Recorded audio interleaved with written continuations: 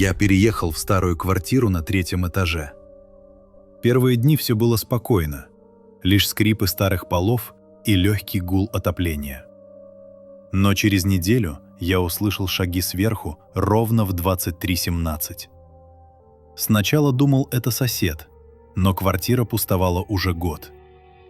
Шаги повторялись каждый вечер, ровно один за одним, как будто кто-то следил за мной. Я пытался не обращать внимания, но звук становился громче. Иногда казалось, что кто-то подходит прямо к моей двери. Вчера я включил свет и посмотрел на лестницу. Пусто. И вдруг тихий шепот. «Ты слышишь меня?» Я замер, сердце колотится. На следующую ночь снова шаги, прямо за моей спиной. Я обернулся. Пусто.